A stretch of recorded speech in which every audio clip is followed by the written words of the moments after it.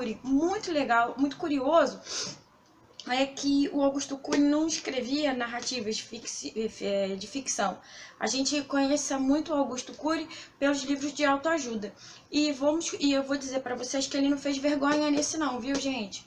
Eu gostei bastante do livro. Então, esse livro, Petrus Logos, a narrativa acontece depois de um pós-guerra, da Terceira Guerra Mundial.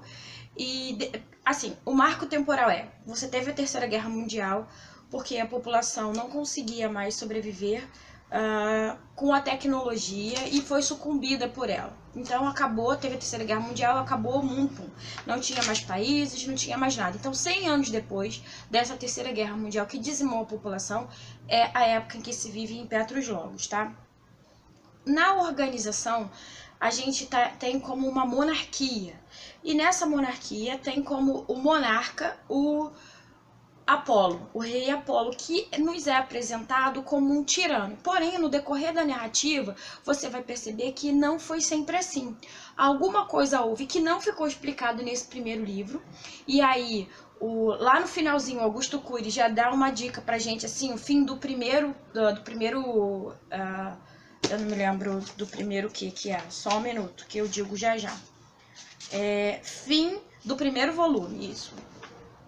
Então, assim, no decorrer desse primeiro livro, ele nos deixa claro que o Apolo não foi sempre assim, tá?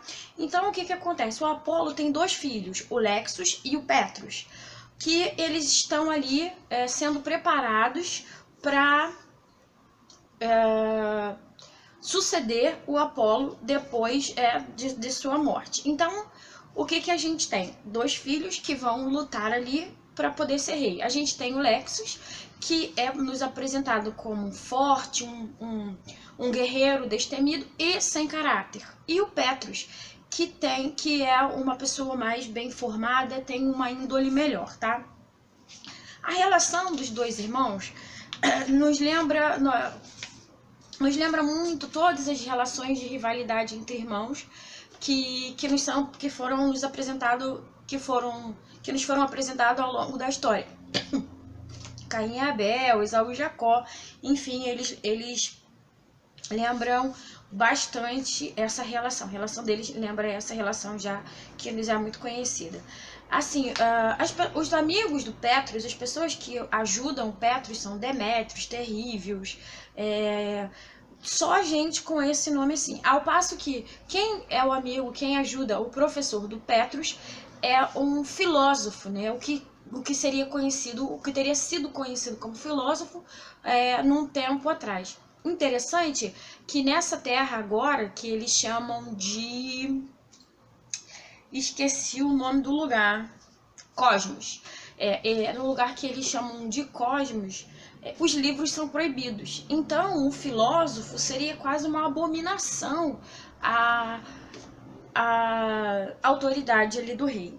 O livro ali é tido como, sabe, assim, vai colocar ideias de libertação na cabeça das pessoas. Então, os livros são proibidos.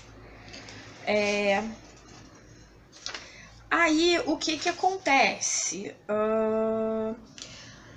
A gente tem vários episódios de rivalidade entre os irmãos. Uma delas é o momento em que o Apolo começa a preparar propriamente a sucessão deles. Então ele vai criar umas...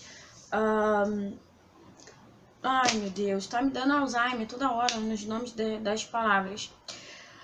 Uns jogos, não são jogos, isso é outra palavra aqui, né?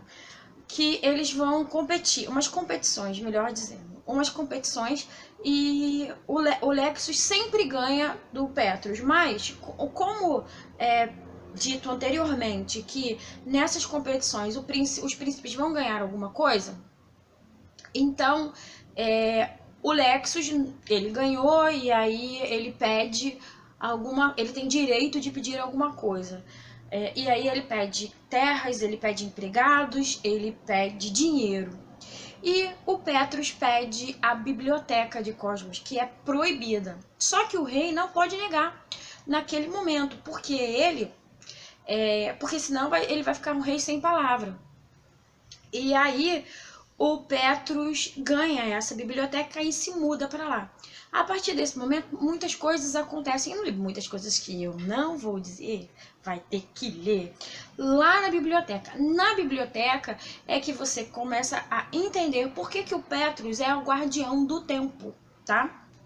E no contexto, assim, existem várias pessoas que convivem com o Petrus. O Malthus, obviamente, quando descobrem que ele tá colocando ideias, sabe, filosóficas na cabeça do Petrus, obviamente que ele é retirado de cena, mas logo depois não, bem no final do livro, o Petrus vai atrás do Malthus e consegue, porque na verdade o príncipe Petrus ele vai se tornar um revolucionário, porque ele vai contra tudo o que o pai dele prega. E o pai dele acaba se mostrando uma pessoa com falta de amor. Porque também tem um episódio de como nesse livro, eu acho que também vai ficar mais claro no próximo, ou próximos, eu não sei qual que é a ideia do Cury para poder continuar essa narrativa, mas eu acho que ele vai fazer uma série. E o Petrus Logos vai ser muito importante porque ele vai trazer um livro de coleção infanto-juvenil para nossa realidade brasileira. Ele vai criar tipo um heróizinho e tá nos cativando com esse Petrus Logos, porque as crianças não conhecem muito o Petrus, mas é muito interessante por conta da construção do personagem. Porque aqui é se falado muita coisa filosófica, você vai ser remetida ao iluminismo, você tem máximas de Rousseau, de Montesquieu, de Voltaire, sabe? A gente tem muitas questões a serem trabalhadas e eu, como professora, acho ótimo que questões como essa sejam trabalhadas em sala de aula. Questões como você falar do amor, colocar entre o amor e o poder o que é mais importante, falar que os professores são os mestres e que muitas das vezes eles não são tão bem colocados socialmente, não são bem ouvidos nessa sociedade, não tem voz nessa sociedade. Ele vai dizer que os livros é o futuro da nação, os livros que são proibidos em Cosmos e nos leva a pensar sobre a nossa possibilidade de termos acesso, nós temos acesso a esses livros e nós não fazemos questão dos livros, onde estão todos os conhecimentos que nós podemos adquirir, estão os livros e a gente os deixa de lado. Então, assim, falou de professor, falou de educação, falou de livro, falou de amor, falou comigo. Eu amei o livro. Eu vi algumas críticas na internet de algumas pessoas dizendo que o livro não tem muita ação e que poderia ter menos falação e mais ação. Só que aí não seria Augusto Cury. O Augusto Cury traz pra gente questões a serem pensadas, questões a serem refletidas.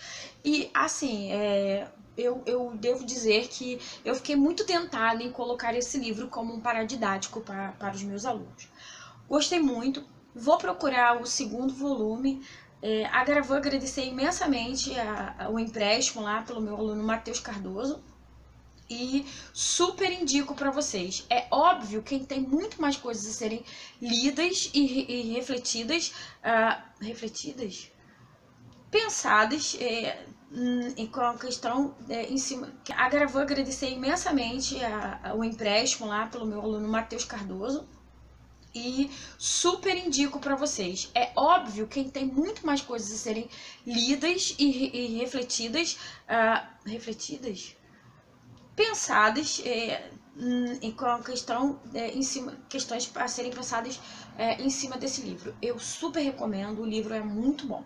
Vou ficando por aqui, vou agradecendo a sua participação, a sua visualização.